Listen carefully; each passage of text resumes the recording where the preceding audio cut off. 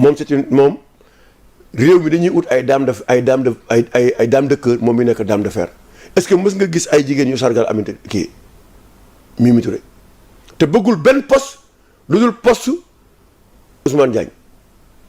ah moom la bëgg. ministre de la justice. yow tamit. foo teg loolu. mais sortie yi mu def nii quand le président bi mu defee dernière sortie président conférence de presse président def ba wax ci waxu justice bi wax na day bàyyi population yi jël seen disposition kan moo def sortie. mais ça ne veut pas dire que ni possible. kan moo def sortie. mais je veux dire def sortie. non ne veut pas dire que possible la bëgg. kan moo def sortie Mimi Touré dañu am différent bu yàgg diggante ñoom ñaar bu mu fàtte ne Ousmane Diagne bi muy jógee fële bi muy jógee parquet c'est Mimi Touré qui était là ba mu jógee fa donc ñoom ñaar seen contentieux dafa différent te lépp lu mu mën a def pour que moom mu jógee foofu da koy def moo tax buy def sortie si moom du ma bett parce que ki mu nekkal 11 ans légitimité bi mu am kooku moo tax mu am ko jox ko ay responsabilité bu mu ñëw taxaw kooku la tey muy ancien président yaa ngi dégg mu war a nekk une fierté ñun ñuy gis suñu ancien président di am ay ndomba tànk moom lay téye chaque jour di xagar te saa yu ko attaqué yàlla may ko ndam. moom Macky Sall parce que ñun duñu yor loolu la Karim Xurum Xax wax sama rakk ji nee la ñun amuñu esprit revanchard amuñu esprit de haine ñun ce qui nous intéresse c'est le pays. Karim de nee na moom mi ngi jégalu Macky Sall. non mais c'est-à-dire dañu nekk ci dëgg xam nga dëgg mooy lan mooy nga poser ay actes lan moo tax nga wax lii mais man mës naa fi wax ne je regrette le départ de Wade wax naa ko fi. wax nga ko sama plateau. mais ce plateau c'est parce que man xamoon naa ban vision la am ay yéen gis-gis àdduna nag loolu la c'est un éternel recommencement yooyu day am. ngay am yaakaar ci ay nit dem ba benn moment gisoo yaakaar bi nga taxaw reculer loolu ci constance la bokk. Macky Sall sax parlant de lui ñu ne il devient président du comité stratégique de l'Afrique. mais loolu laa la wax waaw léegi loolu du suñu ndam ñun waaw léegi ñun tey bu fi Diomaye jógee ñaan nañu yàlla au niveau international mu am ay responsabilités. wala adduna bi di ko naw. waaw ñun tey bu ñu amee suñu réew de Senghor à Abdou Diouf Ablaye Wade ba tey Macky Sall moom tey Diomaye waaw ñoom ñi bu fekkee ne chaque fois bu ñu jeexalee seen mandat dañuy am ndam au niveau international mais on ne demande pas moins que ça ñun waruñu mën a bëgg souverainisme ba pare tubaab bi même bu ñu xuloowee fu ñu gis loo xamante ni intérêt tubaab bi la dootoo gis seen conflit politique dootoo gis ñuy xuloo. mais kon dans ce cas là dañuy ànd ñoom ñëpp parce que benn doomu français la. mais dans ce cas là grand ndax bu remaniement amoon mun nañ pressentir Mimi Touré tey jii en tout cas remplaçante Ousmane Diagne. non dafa xam non moom lay bëgg da ko bëgg waxuma ne mën na nekk si moom. ok waxuma ne moom mën na ko yor mais nag dafa am ñaari camp il y a ce qu'on appelle les légitimistes c'est les pacifiens am ñoo xamante ni ne c'est les souteneurs.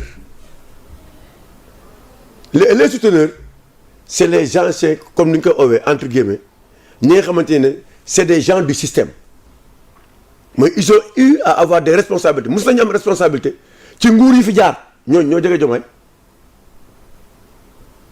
demal pale nga xool ñoo fa nekk ñi jege foofu est-ce que gis nga si kenn ko xamante ni mosul bokk système am nag ñoo xamante ni ne ñoom c'est les pacifiens. C'est des légitimistes de Pastef qui sont autour de Sonko loolu du indi conflit mën na indi di conflit politique moo tax sortie bi ñoom ñi bi Diomaye 2024 def mu jaaxal ma lan moo ko wundu pourquoi. ndax da nga jàpp ni c'est pour. non parce que Sonko est allé aux élections sous la bannière de Pastef et ce qui est normal. au moins moom nee na. ci législative yi. non et là ça c'est un acquis ñun loolu la ñu bëgg ñun bu ñu sañoon tey parti yi di dem mais ñu rationaliser ko au moins dina créer benn visibilité sur la situation politique du pays donc Sonko a été clair loolu muy dem législative man Diomaye 2024. au moment où ñu bëri ñu ngi wax ne c'était risqué. non mais au moins réussir na ko nee na c'est fini. Diomaye 2024 amul ñun législative yi dañuy demal suñu bopp. mais dafa mel dafa am loo ci bëgg wax wala boog loo ci xam. waaw c'est-à-dire ci conflit politique lañ jëm bu ñu deful ndànk. si conflit politique boo xamante ni entre les souteneurs ce qu'on appelle les anciens du système et les pacifiens. Et comment faire pour éviter boobu léegi. loolu nag del xool mën na créer ji cassure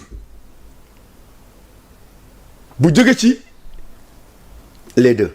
mais même su cassure amoon je ne pense pas que Pastef dina ci impacté wu vu que ni ñoom gis nga ci législative bi ba ñu demee ci seen propre bannière. waaw après ñi nga xamante ñoom ñoo bëgg ñëw dañoo ñëw daal di dolleeku si ñoom mais tere ñoom dañoo dem ci seen propre bannière. waaw loolu laa la wax maintenant il faut nga sóor ne élection yi dañ koy sóor ñoom dañ tere prévoir élection yi élection présidentielle yi di ñëw. en 2029 en 2029 maintenant qui parmi eux parmi Diomaye et Sonko va se présenter. qui selon toi. ah mais xaw ma ko kii léegi nag loolu ñoom dañ ko bëgg a teel a régler nii pour ñu teel a xam pour éviter des conflits pour éviter des divergences il faut ñu xam exactement élection yi di ñëw fi ñu jëm kan mooy dem te yooyu il faut mu ànd ak garantie. kon daal ñoom dañuy yëglu actuellement. non il faut waaw dañuy yëglu mais yëglu bi c'est politique maintenant mën na doon yëglu pour intérêt Diomaye attention. expliquez-vous. c'est-à-dire que tey dañuy yëglu pour ne il y a une force qui est là et au-delà de la force pacifienne ñoom ñu ngi fi pour le président Diomaye Sonko moom à la kulli àllen du teggi fu mu nekk moom il agit il réfléchit passif et il peut ne pas avoir nag la même perception que le président moom le président pouvoir large politiquement te Diomaye 2024 est beaucoup plus proche comme son nom l'indique de Diomaye xoolal ñu nekk autour yëpp Diomaye lañ gëm de. gëmuñu Sonko. non Diomaye lañ gën a gëm laa la maa la ko wax. ah mais Diomaye mooy Sonko. waaw mais non c'est-à-dire que non loolu. Sonko a soutenu la candidature de Diomaye. non loolu zone de turbulence bi ñu nekk ko moo ko créé mais fii ak ñuy jëm dootoo déggati loolu c'est-à-dire que. Diomaye Sonko léegi mu am fissure c'est-à-dire que tour bi quoi di nga benn moment di nga dégg Diomaye rek ngay dégg ak Sonko kese mais di nga gis ay voix tu vois appellation bi laa la waaw appellation bu ñu soloon la sax parce que dafa diisal réew mi c'est-à-dire autant dañuy wax président wax premier ministre mais léegi koo dégg mu wax du wax président kese même bu doo fekkee ne mu ci ne c'est solennel où on doit dire uniquement le président tu es obligé nga total ci premier ministre xool bu baax li ma lay wax. mais parce que ñoom ñaar benn. déedéet loolu du benn lii affaire institution la c'est deux institutions c'est le gouvernement et ça c'est l'exécutif c'est le président de la République. mais quand le président nous dit. ànd na ci ñu wàññi sax li nga xamante ni moom moo di ay pouvoir am. jàpp na ni le premier ministre dafa war a am plus de pouvoir. mais ça c'est est-ce que kon dans ce cas là du yoon tey jii bu ñu commencé di dégg fu ñu waxee le président rek ñu teg ci le PM. mais jarul yokku le premier ministre il a déjà ses pouvoirs moo géré lépp pratiquement. loolu yokku mais selon le président dafa néew lu ñu war a mën a. mais non li mu am kay macha allah jël lu lan la néewee léegi rek moo ci dese mu ne président loolu rek moo ci dese le premier ministre il a tout te moo ko liggéey tamit ba am lii yëpp loolu moo ko liggéey. ouais ça aussi c'est vrai. moo ko liggéey waaw déjà moom am na li mu war a am yëpp maintenant ce sentiment de loyauté du président vis-à-vis de son premier ministre ba fan lay yem. Certes, c'est lui le président, mais politiquement, c'est l'autre qui est là, le Premier ministre. Maintenant, cette loyauté vis-à-vis du Premier ministre, ba fan la yem.